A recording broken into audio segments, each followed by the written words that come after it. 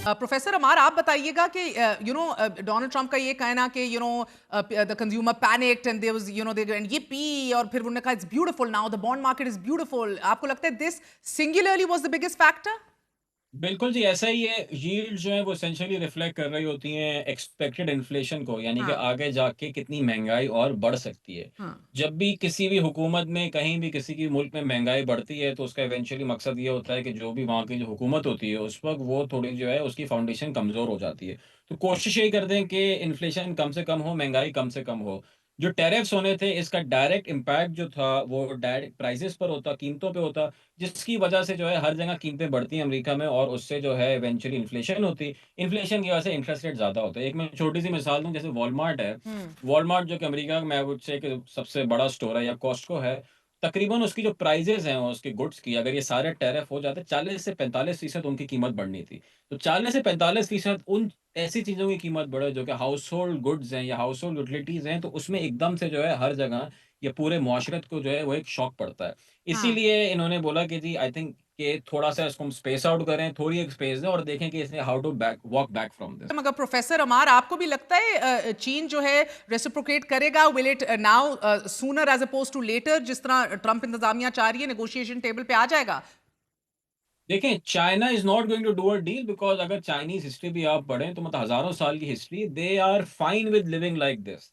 अगर आप देखें, मैं तो एक छोटी-सी एग्ज़ाम्पल दूँगा ऑटोमोटिव इंडस्ट्री की। हाँ। पिछले 5 से 8 साल में जिस तरह चाइनीज़ ऑटोमोटिव इंडस्ट्री ग्रो करी है, हम्म। तो चाइना को आगे जाके अमेरिका की ज़्यादा ज़रूरत है नहीं। वो दुनिया भर में जो है अपनी गाड़ियाँ भेजेंगे, वो दुनिया हम्म। भर में अपनी जो है वो चीज़ें बेचेंगे। तो अगर वो अमेरिका अपने आप को इतना एक्सपेंसिव कर देता है कि चाइना वहाँ पे एक्सपोर्ट नहीं करे, चाइना के लिए दूसरी और मार्केट्स खुली हुई हैं, और वो दूसरी और मार्केट में जाके अमेरिका का और उनकी कंपनीज़ का शेयर लेगा। तो if anything this is positive for China, और चाइना जो है मुझे नहीं लगता है कि किसी भी किस्म की कोई डील करेगा, बहुत कोई मेजर किस्म अच्छा, की। अगर प्रोफेसर अमार, जिस तरह हसन ने बताया कि इसका तो तमाम तर ब्रंट, ये 90 दिन का पॉज सही है, मगर फिर भी तमाम तर ब्रंट जो है वो अमरीकी शहरी, अमरीकी कंज्यूमर जो है अब वो भुगतने जा रहे हैं, स्टार्टिंग ऑलरेडी।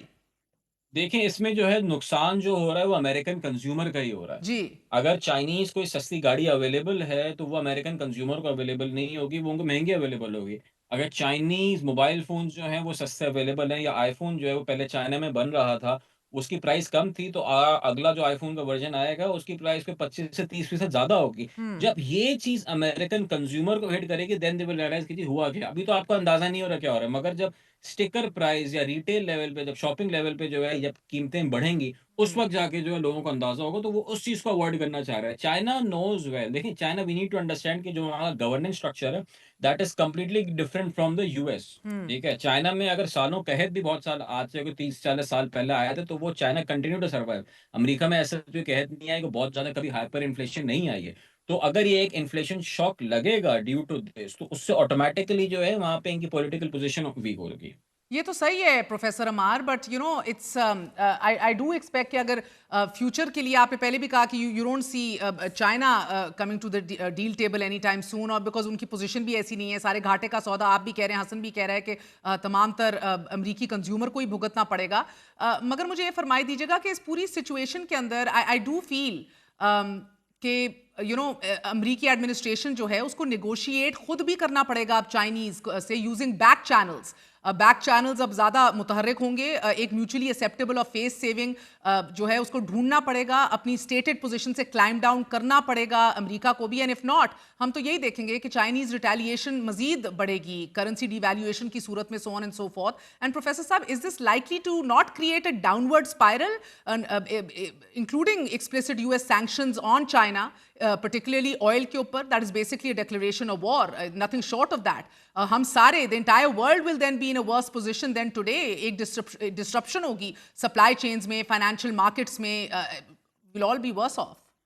नहीं, देखिए इसमें जो ये है ना कि the Chinese consumer is not losing out, the American consumer is losing out. So the Americans need a face saving here, not the Chinese.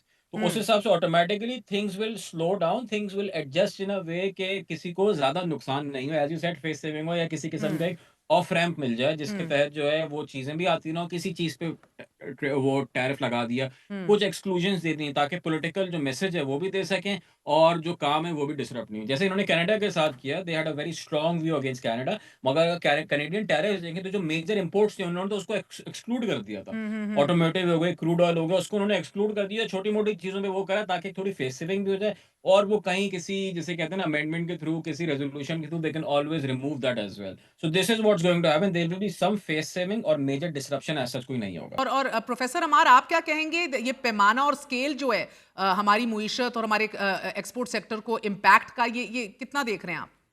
I think we should continue with it. जो पाकिस्तान के वो tariffs हैं अगर relative basis पे देखें, depending on relative to Bangladesh या Cambodia, Vietnam, all other countries who are technically compete in textile exports, Pakistan is still better off और I think Pakistan को इतना कोई मेजर इससे खसारा नहीं हुआ है इन टैरिफ से जितना हो सकता था। So we are much better place than other countries.